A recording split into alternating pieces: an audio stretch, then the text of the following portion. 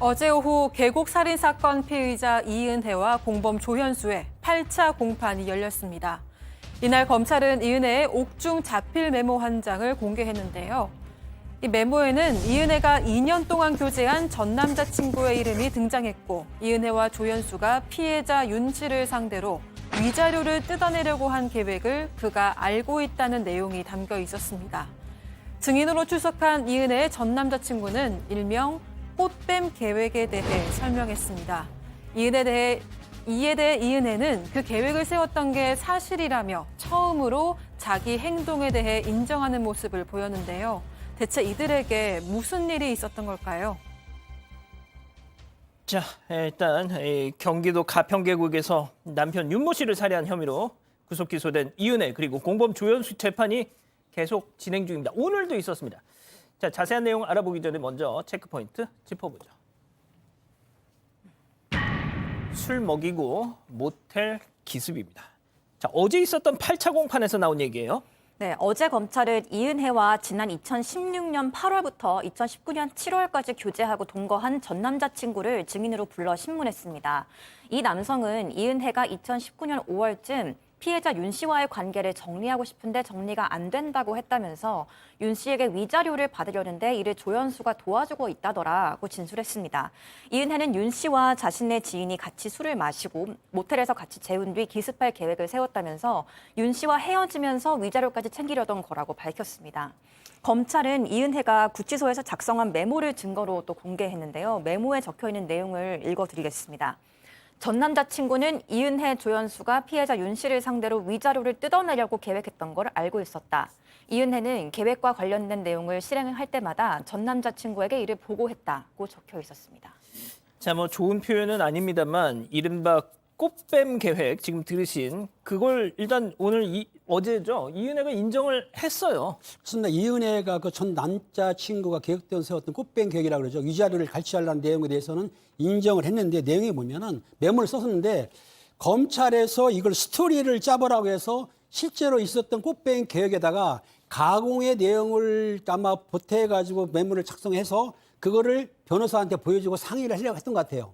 접견하는 날 변호사를 주려고 했는데 아침에 검찰 서관들이 와가지고 압수수색을 해서 이은혜의 메모를 가져갔는데 그 내용이 있었던 거예요. 내용이 있었는데 이은혜는 뭐라고 하냐면 아니 내가 검찰에서 조사받을 때 변호사도 없었고 내 지인이나 친구들이 나한테 불리한 내용을 진술했다는 말을 들었기 때문에 내가 그때 감정이 격해 있어서 그런 내용을 적은 건데 그러면 본인이 일부는 시인했지만 일부는 억울하다고 호소하면서 눈물을 흘렸다고 하는데 제가 보기에는 이은혜가 사실은 저 연기예요. 그리고 악의 눈물 아닙니까? 눈물을 흘릴 정도라고 한다면 일부는 시인했지만 일부는 검찰이 시켜서 가공의 내용을 적었다고 그렇게 본인이 변명하고 있는 거죠.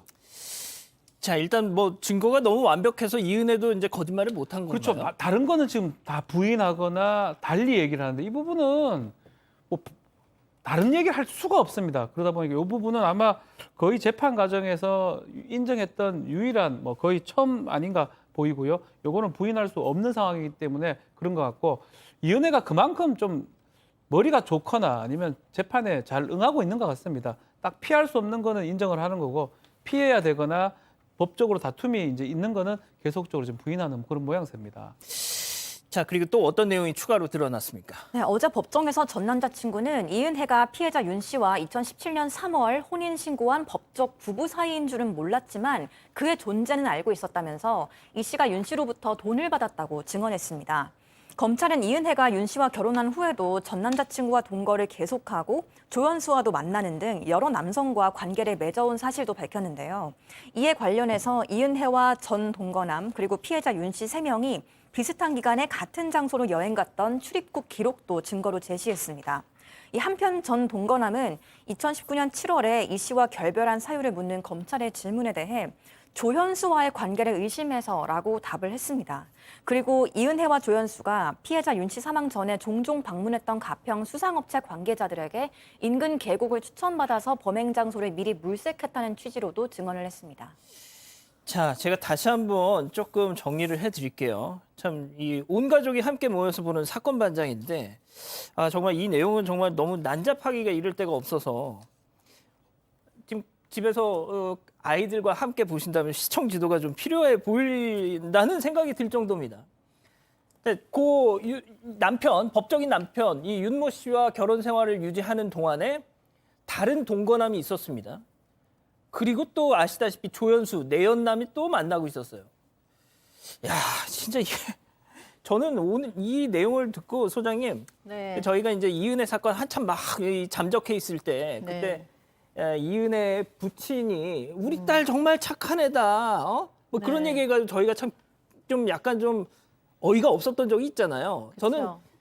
그 아버님, 그 아버지가 아버지 본인도 딸에게 속았던 것이기를 바랍니다, 진짜. 예.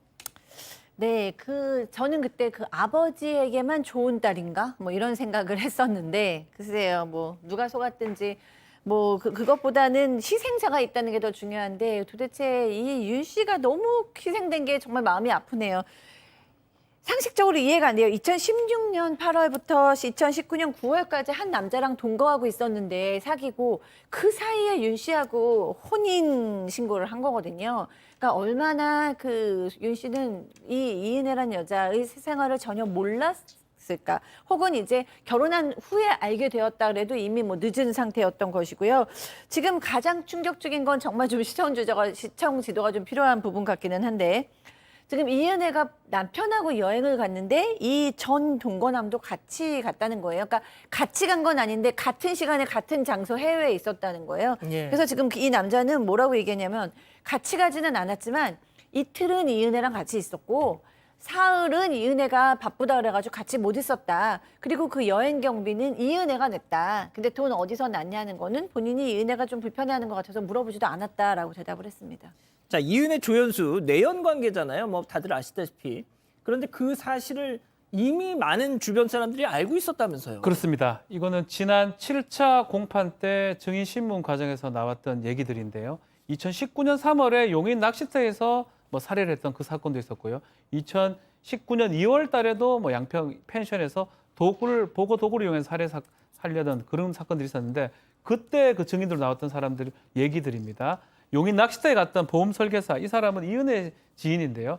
이은혜 지인 이 사람 얘기에 따르면 이 남편 윤 씨 없을 때 이 두 사람은 뽀뽀하거나 팔짱 끼는 애정 행각을 벌렸다라고 봤다고 낚시터에서 그 얘기를 했고요.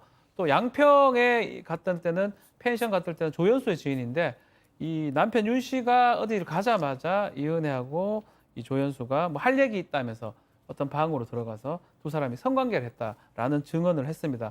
그러면서 이 두 사람 뭐 통해서 또 있는 것 같아요. 두 사람이 이 사귀는 모습을 봤다라고 증언들이 많이 나오고 있습니다. 자, 조금 전 끝난 9차 공판, 이은혜와 조연수의 이 관계에 대해서 또 충격적인 내용이 또 증언으로 나왔어요. 네, 오늘 9차 공판에서는 사망사고 그 현장에 동행했던 7명 중 3명이 증인으로 나왔습니다. 이은혜 중학교 후배, 또 직장 동료, 그리고 방조범으로 수사를 받고 있는 조현수 지인의 여자친구 이렇게 3명인데요. 검찰은 윤 씨가 사망한 후 이은혜가 지인과 나눈 카카오톡 메시지를 공개했습니다. 내용에는요. 현수는 아직 안 갖다 버리고 잘 살고 있어? 이번엔 현수를 필리핀 바다에 빠뜨려야 하나? 라고 지인이 물었고 이은혜는 아직 안 갖다 버림, 빠뜨려 버릴 거면 나중에 연락할게 라고 답한 기록이 나옵니다. 이은혜 지인은 주변에서 이번에는 나야라는 농담도 하고 이 사건 이후로는 물가에도 안 간다고 한다는 증언도 했는데요. 이 방조범의 여자친구는 윤 씨 장례식장에서 이 씨가 술에 취해 울면서 하는 말을 들었는데 이 씨가 나는 남자 잡아먹는 모인가 봐. 전 남친도 물에 빠져 죽었다고 했다고 증언했습니다. 자, 일단 쉽게 말씀드릴게요. 지금 오늘 9차 공판에서 나온 얘기를 뭐 정리하는 차원에서 말씀드리면 뭐 자기들끼리는 장난으로 주고받은 얘기인지는 모르겠으나 저희가 이은혜 사건 전해드리면서 이은혜 주변의 남성들이 항상 뭔가 사고가 생기고 죽고 뭐 이런 걸 보면서 조현수에 대해서도 기억하신 분들 계실 겁니다. 조현수도 다음 타겟이 아니었을까 이런 얘기를 했었는데 자, 박 변호사님. 네. 지금 그 얘기인 거예요. 그 얘기예요. 사건 반장에서 얘기했던 겁니다. 우리 또 진행자도 얘기를 했고요. 뭐 김우빈 팀장이나 얘기를 했던 부분인데 조현수조차도 자유롭지 않은 거 아니냐, 상황이 나쁠 수 있지 않느냐인데 그 증거가 드러난 거예요. 뭐 이게 뭐 100% 이걸로 뭐 범죄에 연결될지 안 될지는 확인이 좀 더 해봐야 될 것 같지만 그런 어떤 말들이 오갔다는 거예요. 조현수도 다음 타겟이 될 수 있는. 뭐 그럼에도 불구하고 범죄가 여기서 멈출 수 있는 거는 두 사람이 지금 검거됐기 때문에 범죄를 멈춘 게 아닌가 이렇게 보입니다. 예. 자, 박 변호사님 일단 정리를 해주시죠. 일단 지금까지 나온 뭐 진술, 증언 등등 다 하면 직접 살인죄. 그렇죠. 성립할 가능성이 매우 높아 보입니다. 이 살인죄가 되려면 이 직접적인 증거라든지 있어야 되는데 직접 증거는 조금 부족하다고 하더라도 정황적 증거라든지 이런 것들을 합쳐보면 증거들이 지금 확인 이 동기라든지 이 과정이라든지 확인이 되기 때문에 살인죄가 성립할 가능성이 지금 높은 상황이 아닌가. 다만 좀 더 지켜봐야 될 것 같아요. 어떤 증거를 더 낼지 재판 어떻게 더 마무리될지 지켜봐야 될 것 같습니다. 아, 저는 진짜 이 이은혜 사건을 저희가 몇 달 동안 전해드렸기 때문에 더 이상 나올 얘기가 없을 거라고 생각했는데 계속 나오네요. 두 번째 사건 정리하고요.